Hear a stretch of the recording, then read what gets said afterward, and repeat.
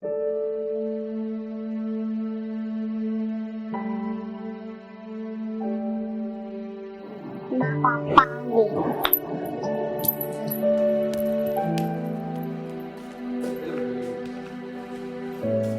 क्या बनावे बता।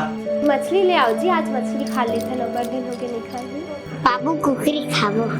हाँ ठीक बोला सच बेटा। नोती बोले निपटा शाम का ना हूँ। ठीक है शाम हो जी आवा तू।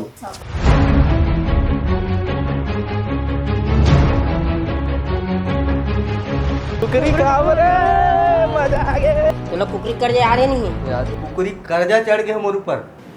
कुकरी कर जा दादा। आज के बाद मत आवे दी में साले तो बुलावे तब नहीं आवा साले। अरे बाप रे, हे भगवान।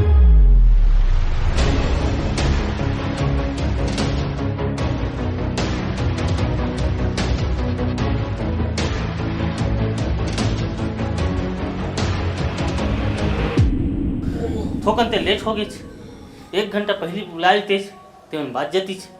बोला माफ कर दो भाई, तुम यार माफ कर दो भाई। अरे कैसे कह बेटा, पारा मोहल्ला में जलनखोरी ज्यादा है रे।